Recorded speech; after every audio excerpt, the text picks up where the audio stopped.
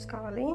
ఒకటి ఇది, దీన్ని ఫిట్కారీ అంటారు, ఆలం అంటారు,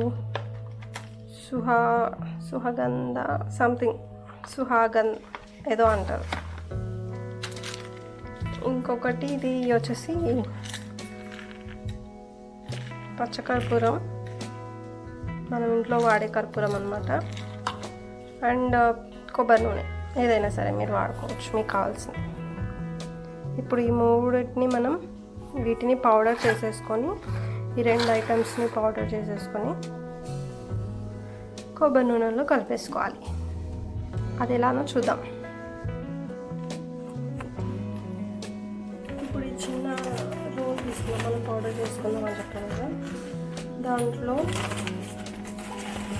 కొంచెం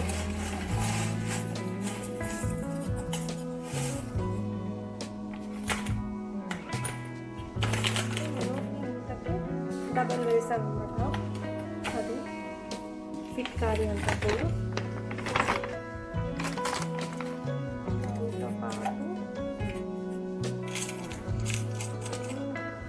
ఇంకా కర్పూరం ఇంత తీసుకుంటున్నాం.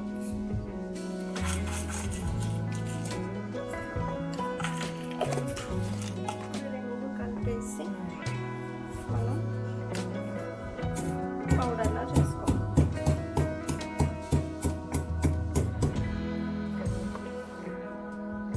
మనకి ఈ కన్సిస్టెన్సీ వచ్చే వరకు మనము రుబ్బుకోవాలన్నమాట. రుబ్బుకున్న తర్వాత దీన్ని మొత్తం ఒక స్టోరేజ్ కంటైనర్లో స్టోర్ చేసుకోవడానికి తీసి పెట్టుకుందాం.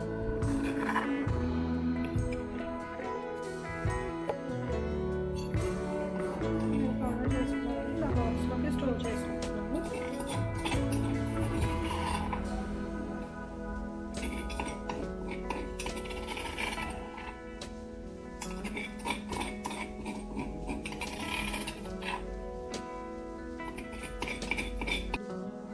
మనం అది అప్లై చేసుకోవడానికి ముందు ఒక బౌల్లో ఇట్లా సపరేట్గా ఆయిల్ తీసుకోండి.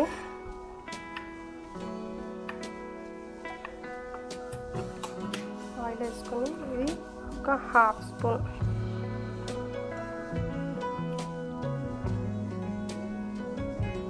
స్పూన్ వేసేసి బాగా కలిపేసుకోండి. కలిపేసుకొని సేపు ఉంచేసారంటే మొత్తం కరిగిపోతుంది. ఆ తర్వాత దీన్ని పడుకునే ముందు పెట్టేసుకొని అలా నైట్ అంతా ఓవర్ నైట్ వదిలేసి రాసేసుకొని వదిలేసాం. మార్నింగ్ స్నానం చేసేసారంటే ఒక 1 వీక్ ఇలా రాసారంటే మీకు ఇన్ఫెక్షన్స్ ఏమైనా ఉన్నా కూడా తగ్గిపోతుంది.